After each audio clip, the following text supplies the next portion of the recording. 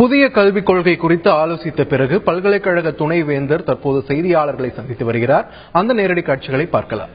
இன்னும் டீப்பா கன்சல்ட் பண்ணி ஸ்டேட்ஸ் கூட பார்ட்டிஸா சேர்ந்துட்டோம்னா it will become a very good policy. ஏன்னா policy is always comes from some quarters. But அது ரொம்ப டிஸ்கஷனா பண்ணி ரொம்ப முன்னாடி கொண்டு போனோம்னா states being part of the union system and அவங்க இம்ப்ளிமெண்ட் பண்ணோம் as per 7th schedule of the constitution. Education being a concurrent list, states should be involved more, because last time when the government of India brought higher education council, many states didn't accept. So instead of avoid such kind of problems, the consultation process should be widened. Universities may be consulted, state governments may be consulted, and more wider repercussions can be bring in. Then the policy, the aims and objectives which are stated in the policy are excellent, and they can be implemented more fruitfully without much opposition, for which I think the government of India should take the lead to involve more and more stakeholders, the society, then the educationalists and the state governments. Then we can evolve a very beautiful policy, which is a very good policy, particularly this particular education policy. Almost all education policies have great noble ideas, but the ideas have not crystallized because lack of competitive cohesive discussion, and that needs to be taken.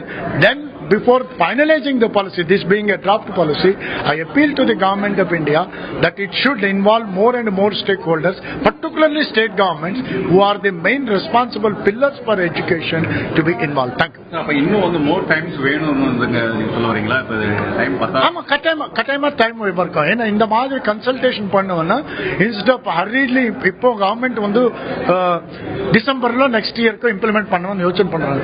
This time இதே போதும். But இதுல the transformation policy and the discussion policy should be widened. அவ்வளவுதான்.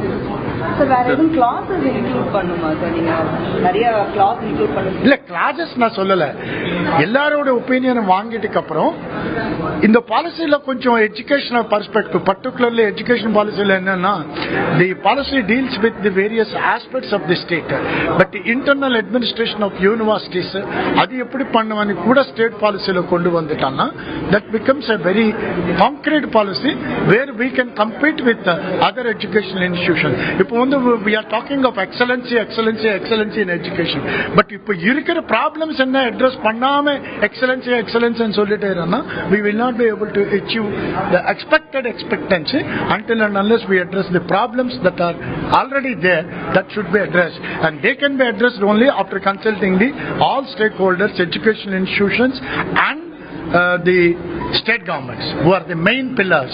They should be consulted threadbaringly. Then definitely this policy will become a very excellent policy. இன்னும் time கொடுத்து இன்னும் ஒரு 2 hours இல்ல time இருக்கு. டைம் கொடுக்க தேவையில்லை. ஏன்னா கவர்மெண்ட் நாளைக்கே இம்ப்ளிமெண்ட் பண்ண போறது இல்ல.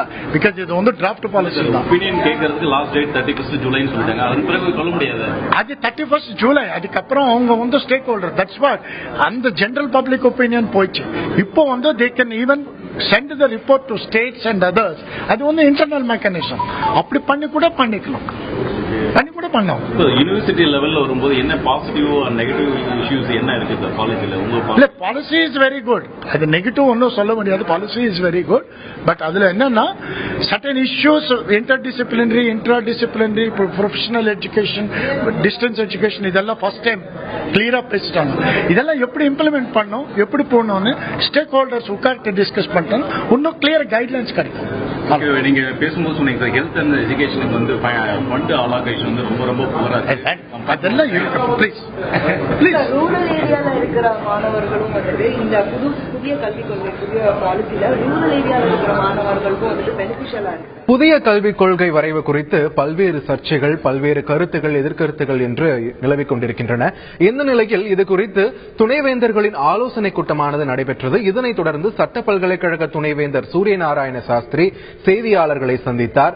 ஒரு 20-30 அமைச்சர்கள் சேர்ந்து இந்த கொள்கை வரைவை அமைக்கக்கூடாது, மாநிலங்களின் கருத்துக்களை கேட்க வேண்டும், பல்வேறு மாநிலங்களின் கருத்துக்களையும் பல்கலைக்கழகங்களின் கருத்துக்களையும் கேட்டு இந்த புதிய கல்விக் கொள்கை வரைவானது இருக்க வேண்டும் என்று அவர் தன்னுடைய கருத்தை அவர் பதிவு செய்துள்ளார். அப்போது புதிய கல்விக் கொள்கையானது இன்னும் சிறப்பாகவே அமையும் என்றும் அவர் ஒரு கருத்தை பதிவிட்டுள்ளார். அதனை நாம் நேரடியாக இதுவரை பார்த்தோம்.